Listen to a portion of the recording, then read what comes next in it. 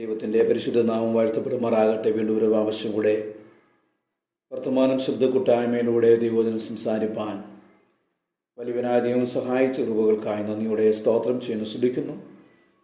ഇന്നത്തെ നമ്മുടെ ചിന്താ വിഷയം എൻ്റെ കർത്താവും എൻ്റെ ദൈവവും എന്നുള്ളതാണല്ലോ. വിശുദ്ധ യോഹന്നാൻ എഴുതിയ സുവിശേഷം 20-ാം അധ്യായം 27-ാം വാക്യം.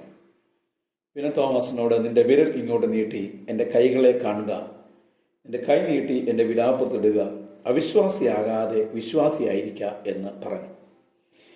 ദൈവനാമത്തിന് മഹത്വം ഉണ്ടാകട്ടെ. ക്രൈസ്തവ വിശ്വാസത്തിൽ വളരെ പ്രധാനപ്പെട്ട ഒന്നാണ് യേശുവിനെ കർത്താവെന്ന് വായുകൊണ്ട് ഏറ്റുപറയുകയും ദൈവം അവനെ മരിച്ചവരിൽ നിന്ന് ഉയർത്തെഴുന്നേൽപ്പിച്ചു എന്ന് ഹൃദയം കൊണ്ട് വിശ്വസിക്കുകയും ചെയ്യുക.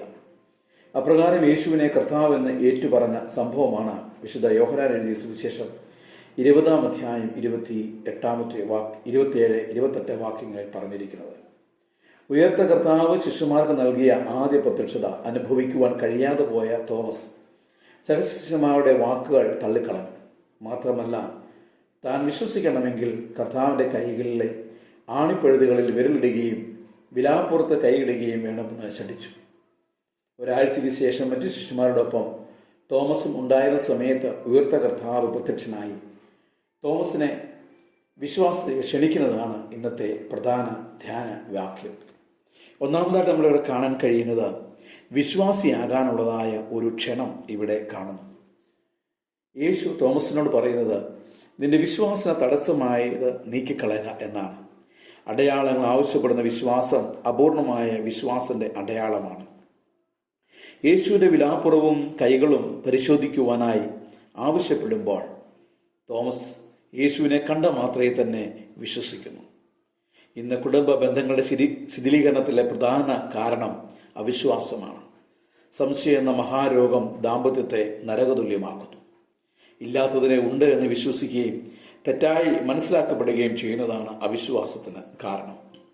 ഇന്നത്തെ തലമുറ അടയാളങ്ങളും അത്ഭുതങ്ങളും തേടി ഓടുകയാണ്. വിശ്വാസി ക്രിസ്തുവിനെ അന്വേഷിക്കുമ്പോൾ അവനിൽ കണ്ടെത്തുവാനുള്ളത് തലയിലെ മുൾക്കിരീടവും ആണിപ്പാടുള്ള കൈകാലുകളും വിലാപ്പുറത്തെ മുറിവുമാണ്. തോമസിന്റെ ദൈവത്തെക്കുറിച്ചുള്ള അന്വേഷണ ബുദ്ധിയിൽ ഇവ നിറഞ്ഞു നിൽക്കുന്നു. ഇത് ഒരു സത്യവിശ്വാസിയുടെ ദൈവത്തെക്കുറിച്ചുള്ള അന്വേഷണമാണ്. ഒരിക്കൽ ടൂറിസിലെ മാർട്ടിൻ പ്രാർത്ഥിച്ചുകൊണ്ടിരിക്കുമ്പോൾ പിശാച് വെളുത്ത അങ്കിയും സ്വർണ്ണ കിരീടവും അണിഞ്ഞ് കർത്താവിന്റെ രൂപത്തിൽ പ്രത്യക്ഷപ്പെട്ടു പറഞ്ഞു, ഞാൻ യേശു ക്രിസ്തുവാണ്, എന്നെ കുമ്പിട്ട് ആരാധിക്കുക. മാർട്ടിൻ ചോദിച്ചു, ആണിപ്പഴുതുകൾ എവിടെ? കുന്തം കൊണ്ട് കുത്തി പിളർക്കപ്പെട്ട പാർശ്വം എവിടെ? മുൾക്കിരീടം എവിടെ? പീഡാനുഭവത്തിന്റെ അടയാളങ്ങൾ കണ്ടാൽ ഞാൻ ആരാധിക്കാം. ഈ വാക്കുകൾ കേട്ടപ്പോൾ പിശാച് അപ്രത്യക്ഷമായി. വിശ്വാസിയാകുവാനുള്ള ക്ഷണം എന്നത് പിതാവ് എന്നെ അയച്ചതുപോലെ ഞാൻ നിങ്ങളെ അയക്കുന്നു എന്നുള്ള ദൗത്യം ഏറ്റെടുക്കുവാനുള്ള നിയോഗമാണ്. പിതാവ് തന്റെ പുത്രനെ ലോകത്തിലേക്ക് അയച്ചപ്പോൾ ക്രിസ്തുവിന് കിട്ടിയത് കിരീടവും ചെങ്കോലും ആയിരുന്നില്ല, മറിച്ച് മുൾക്കിരീടവും ആണിപ്പാടുകളും ചാട്ടവറടിയുമായിരുന്നു. ഈ സഹനം ക്രിസ്തുവിനെ ഏറ്റുപറയുവാനായിട്ട് പ്രാർത്ഥനാക്കുന്നു. പ്രിയപ്പെട്ടവരെ, ക്രിസ്തു വിശ്വാസത്തിലേക്ക് കടന്നു വരുമ്പോൾ പ്രയാസങ്ങളും പ്രതികൂലങ്ങളും പ്രതിബന്ധങ്ങളുമായിരിക്കാം ഒരുപക്ഷെങ്കിൽ നമുക്ക് നേരിടേണ്ടതായിട്ട് വരുന്നത്. എന്നാൽ ആ വിശ്വാസത്തോടുകൂടെ കർത്താവിനെ പിൻപറ്റുവാനായിട്ട്, യഥാർത്ഥ ഒരു വിശ്വാസിയായി തീരുവാനായിട്ട് ദൈവം നമ്മെ സഹായിക്കട്ടെ. രണ്ടാമതായിട്ടും കാണാൻ കഴിയുന്നത് വിശ്വാസം ഏറ്റുപറയാനുള്ള ക്ഷണമാണ്. ഒരു വിശ്വാസി തന്റെ വിശ്വാസം ഏറ്റുപറയുമ്പോൾ ഉണ്ടായിരിക്കേണ്ട ഘടകങ്ങൾ എന്തൊക്കെയാണെന്ന് തോമസിന്റെ ഏറ്റുപറച്ചിൽ നമ്മെ പഠിപ്പിക്കുന്നു. വിശ്വസിക്കാനുള്ള അവസരം ലഭിച്ചപ്പോൾ എൻ്റെ കർത്താവ് എൻ്റെ ദൈവമേ എന്ന് ഉച്ചസ്ഥരം വിശ്വാസ പ്രഖ്യാപനം നടത്തുവാനും തോമസ് മടി കാണിക്കുന്നില്ല.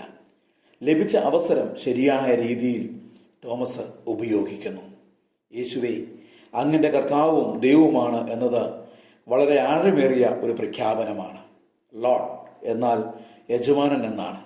ഇന്നിൻ്റെ ഏറ്റവും വലിയ വെല്ലുവിളി ആരാണ് നമ്മുടെ യജമാനൻ എന്നാണ്.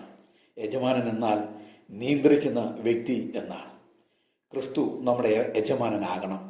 പലർക്കും ഇന്ന് പണം യജമാനനാണ്, മദ്യം മറ്റൊരു യജമാനനാണ്, മറ്റ് ലഹരി വസ്തുക്കളൊക്കെയും ഇന്ന് മനുഷ്യന് യജമാനനായി മാറുന്നു. ഒരുപക്ഷെങ്കിൽ ഭക്ഷണമാകാം. ഇന്നിൻ്റെ ലോകത്തിൻ്റെതായ നമ്മെ മാടി വിളിക്കുന്ന ചില സംഭവങ്ങളൊക്കെ ആയിരിക്കാം ഇന്ന് പലർക്കും യജമാനായി തീരേണ്ടത്. എന്നാൽ നമ്മുടെ ക്രിസ്തു ആയിരിക്കണം നമ്മുടെ യജമാനായി തീരേണ്ടത്. തോമസിന്റെ പ്രഖ്യാപനം ഇന്നു മുതൽ തനിക്ക് ഒരു യജമാനൻ മാത്രമേ ഉള്ളൂ, അത് കർത്താവായ യേശു ക്രിസ്തു മാത്രമാണ്. രണ്ടാമതാണ് അവിടെ കാണാൻ കഴിയുന്ന തോമസിന്റെ ഏറ്റുപറച്ചിൽ എൻ്റെ ദൈവം എന്നതാണ്. സംശയിക്കുന്ന തോമസ് എന്ന് നാം വിളിക്കുന്നവൻ മഹത്തരമായ ഒരു കാര്യമാണ് ചെയ്തത്. യേശു അല്ലാതെ മറ്റൊരു രാജാവിനും കീഴടങ്ങാൻ തോമസ് തയ്യാറായില്ല. അവനൊരു പക്ഷെ ഗുരുവായിരിക്കാം, രാജാവായിരിക്കാം, അത്ഭുതം പ്രവർത്തിക്കുന്നവരായിരിക്കാം. എന്നാൽ സ്നേഹത്തെ വെളിപ്പെടുത്തുന്ന മറ്റൊരു തലമുണ്ട്. അതുകൊണ്ട് യേശുവിൻ്റെ മുറിപ്പാടുകൾ നമ്മോട് പറയുന്നത് വലിയ ഒരു സന്ദേശമുണ്ട്. എൻ്റെ കൈകൾ തുളയ്ക്കപ്പെട്ടില്ലായിരുന്നുവെങ്കിൽ നീ ജീവിച്ചിരിക്കില്ലായിരുന്നു. അതുകൊണ്ട് പ്രിയപ്പെട്ടവരെ, നമ്മുടെ വിശ്വാസം ഏറ്റുപറയുവാനുള്ള അവസരം നമുക്ക് ലഭിക്കുമ്പോൾ തോമസിനെ പോലെ എൻ്റെ കർത്താവും എൻ്റെ ദൈവവും എന്ന് ഏറ്റുപറയുവാനായിട്ട് ഇടയാകേണ്ടത് ഏറെ ആവശ്യമാണ്.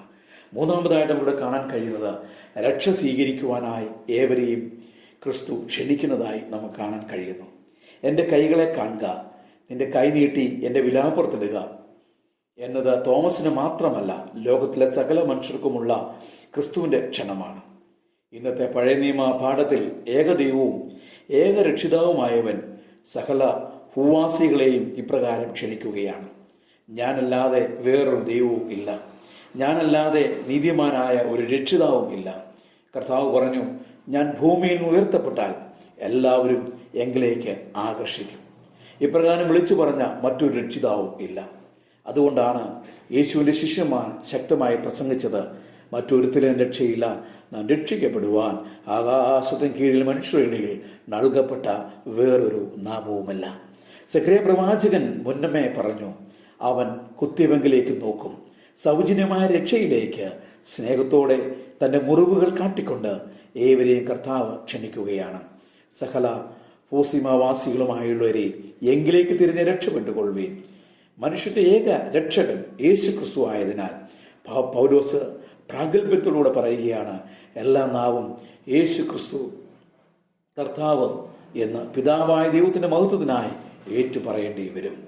അതുകൊണ്ട് പ്രിയപ്പെട്ടവരെ, നമുക്കേവർക്കും ഈ വിശ്വാസം സ്വീകരിച്ചുകൊണ്ട്, ഈ രക്ഷ സ്വീകരിച്ചുകൊണ്ട് കർത്താവിനെ നമുക്ക് പിൻപറ്റാം.